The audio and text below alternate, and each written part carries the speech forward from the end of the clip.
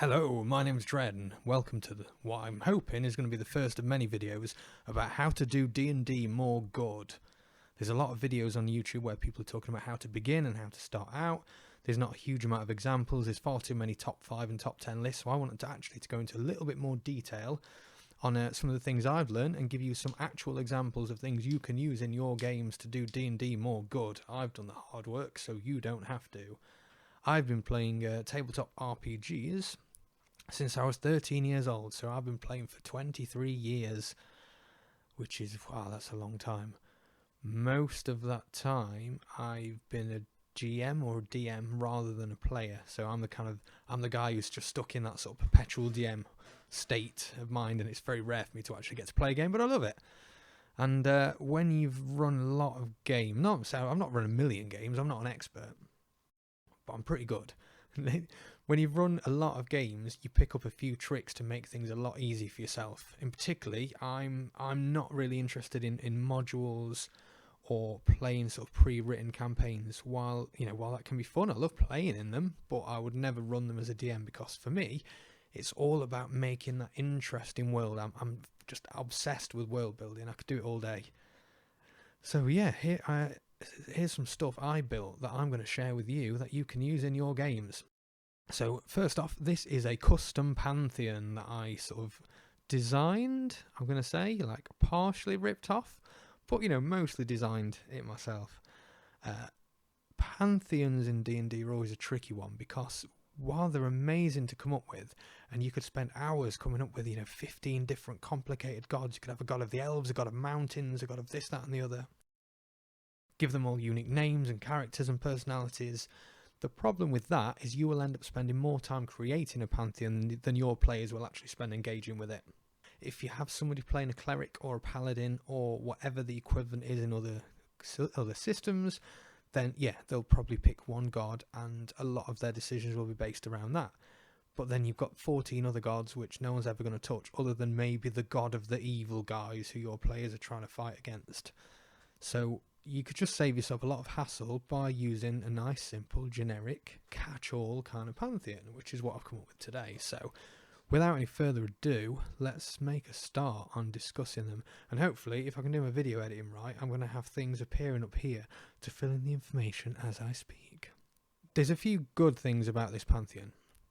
So firstly, their names are descriptions, which means that they can be quite ubiquitous across different cultures. So it depends on how many kinds of creatures and how many types of people you have living in your world. If you've got different species, different races, how many different cultures have you got going on at once. These gods are kind of generic enough to fit in with a variety of cultures, and you can just kind of copy and paste it into any system, really. You could end up having the same god who is worshipped by 2 different cultures in 2 different parts of your world, but their interpretation of them is slightly different, and it's that open-endedness which makes it really good to use. The campaign I'm currently running, I'm using these gods for this, and you know what? It's really good. It's actually working out quite nicely. But I'm going to go into a bit of brief detail about the gods. I'm going to give you some more of their motivations. Then I'm going to explain to you some ways in which you can bring these into your game and kind of bring them to life and make them fun, and then just run with them and do what you want. So, quick sip of beer. So this is a Pantheon of 7 gods.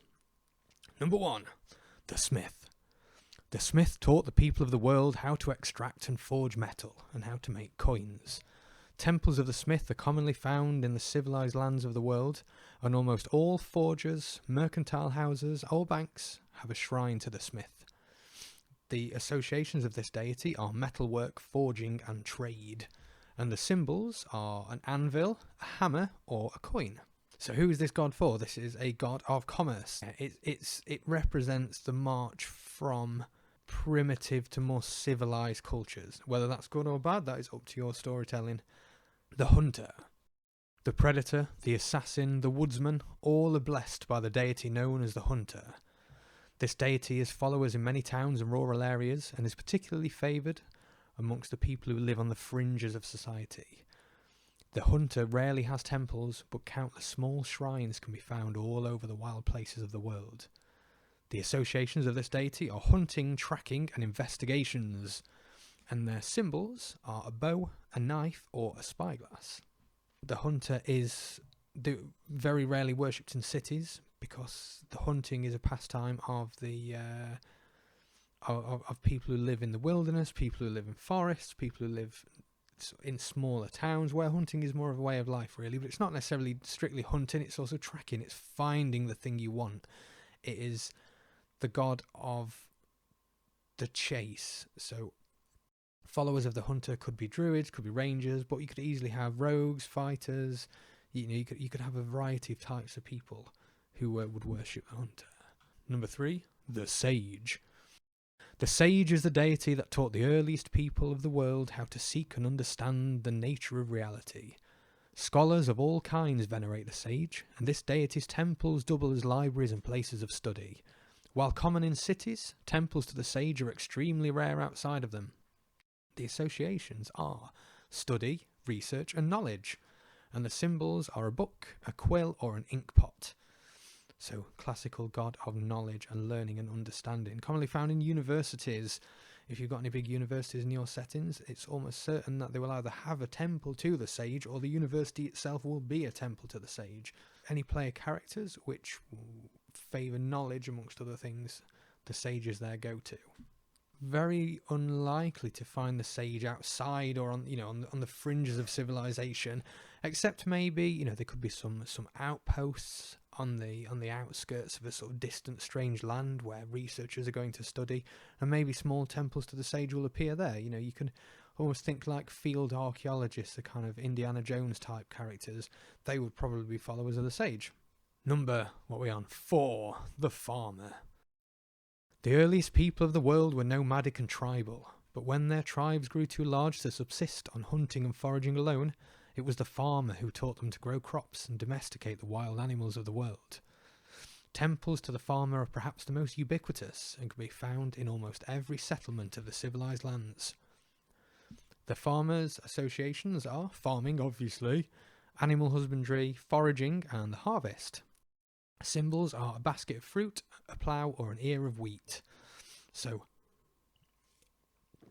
here we have a god which your player characters are probably not likely to follow, but will appear heavily, because every town and village will have a shrine to the farmer, or a temple to the farmer, because for most people a failed harvest will be the difference between life and death. A great sort of disease, or diseases of crops, or diseases affecting the livestock would be, for people who subsist off of the land, it would be the most terrible thing. So whereas the farmer might seem like a bit of a dull one, it's hugely sort of essential to the running of the world itself. Number 5, this is where we get interesting, the warrior. The warrior represents war and strife, and has long been the patron deity of guards, soldiers, and raiders alike. It was the warrior that taught the earliest people to use the gifts of the other gods to their own ends, and gave them blessings to fight against the wild and dangerous creatures that inhabit the world. The associations are soldiers, guards, and adventurers, and symbols a sword, an axe, or a drop of blood. So the warrior, this one is unique in that it's the god that doesn't make anything for itself, but it shows how to use the blessings of the other gods to your own advantage. So, for example, any sort of martial classes, but it's not necessarily just melee combat. It could be overcoming strife, overcoming difficulties. Your own personal quest is something the warrior could bless you on. The warrior is the deity that relies more on the others, because without the farmer, there'd be no food for the soldiers. Without the smith, there'd be no metal to craft swords from. You'll find temples to the warrior wherever there is combat. So on the fringes of war, in the military camps. So great generals will have shrines to the warrior in their in their camp, their tables and things. Number 6, the guide. The guide is a deity that drives change of being from one state or place to the other.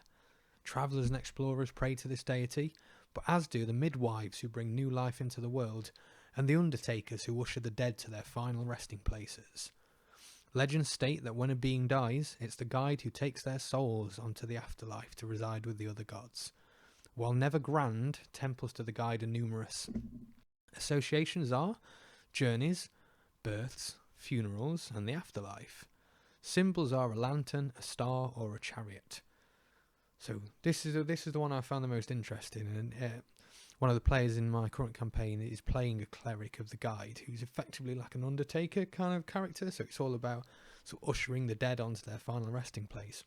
See, when I was coming up with this, the idea of this one, it's your typical psychopomp. It's like your Grim Reaper or your Anubis kind of, the ushering on the souls of the dead. But I thought, why not have a god which isn't necessarily responsible for moving on the souls of the dead, but is also responsible for bringing new souls into the world? So where it could seem like kind of an evil god if it's a sort of Grim Reaper death god, it's a sort of death and life god rolled into one. So it represents the journey from one place or state to another, from birth to death and beyond. The last of the gods is the Adversary. So the archer that misses her target, the bridge that collapses when a caravan of gold is only a mile from home, or the wound that just refuses to scab over and heal. All of these are said to be the will of the Adversary. This deity stands apart from the others.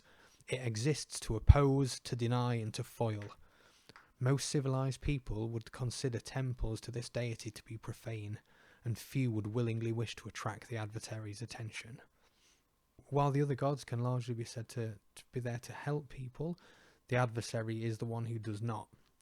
While not necessarily evil, the Adversary is just there to foil you, because in life, and as in any sort of D&D game, if you've got any kind of antagonist, or there's an obstacle in your player's way, it's nice to have the idea of a driving force, or something which is kind of just something which exists only to foil and oppose.